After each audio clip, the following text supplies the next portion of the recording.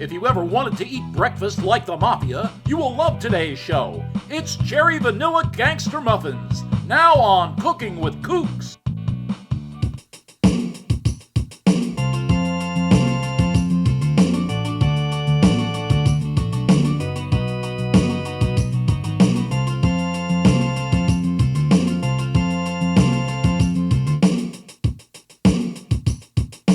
Greetings, law-abiding citizens. My name is No Hurry Murray. I am a gangster and your syndicate gourmet. Allow me to introduce you to the nooks and crannies of mobster cuisine. Breakfast is very important, especially if the first call of the day is to strong-arm a liquor store or a laundromat for being disobedient. So we have a network of mafia coffee houses, but they don't serve donuts. That's cop food. Even if you're a high-ranking mob boss, you're caught eating a donut, it's considered sleeping with the enemy. So we gangsters eat muffins instead. So today I'm going to bake for you Cherry Vanilla Gangster Muffins. You know, I don't get the cherry vanilla and gangster reference. It don't sound dangerous, sounds kind of pansy to me. Sounds like the Frankenstein monster is wearing a tutu. Of course you're confused, Mr. Wizard. Us gangsters hide behind a soft, harmless front. And you don't realize we have exterior motives until it's too late. Well, if you're a real gangster, you know Al Capone.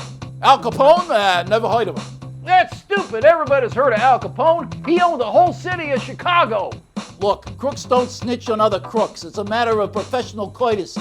I knew Al Capone when he was in diapers. Diapers? Is it baby diapers? Not adult diapers. How old are you anyway? Next month I'm going to be 425 years old. 425? 425? 425 horses. That's how much I had in my old Pontiac. It was my getaway car. If you want a successful crime spree during the week, make sure you start the day with this gangster muffin. The baking is quick and easy. This muffin includes cherry frosting.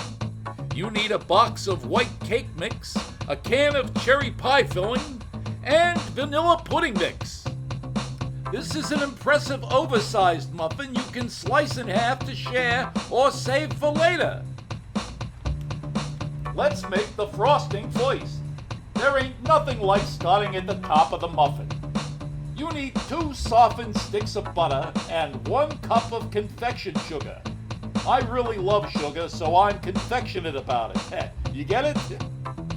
You need to combine these ingredients in a bowl and add vanilla extract. Now you need to whisk this by hand. If you need to add about a tablespoon of heavy cream to smooth this out a little bit, go right ahead.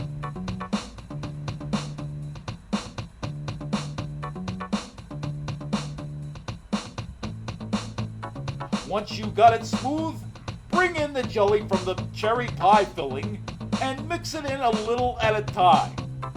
When you are finished mixing, it should look like a big mound of bubble gum. Now you can take the rest of the can of cherry pie filling and mash the cherries. All of your life you've been mashing potatoes. It was great training for this. The dry ingredients come in next. Combine the white cake mix, brown sugar, and the vanilla pudding mix in a bowl. Once combined, add the secret ingredient, applesauce. I know I told you about the applesauce before. That means I trust you with my secrets. If you like that idea, add a secret egg and use your secret electric mixer to make batter.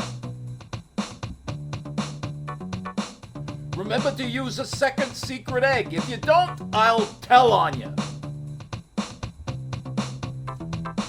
Okay, things look good. Now add the butter a little at a time. This will smooth out the batter by a lot. Then add the oil for extra lubrication.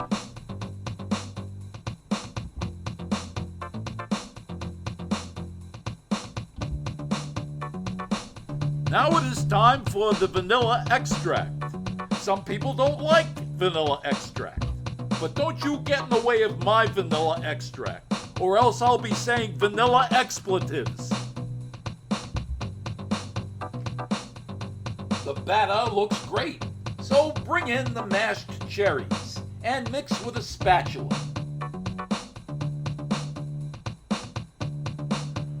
This is where the gangster in me starts thinking this looks like the St. Valentine's Day Massacre.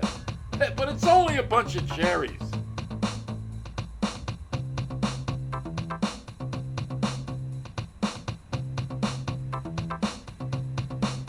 I'm going to use a 12-ounce souffle cup. You need to spray the insides of the cup with non-stick spray and dust with flour, or else there'll be no release.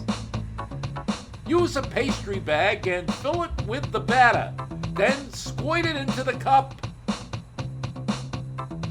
Leave some room at the top of the cup for expansion.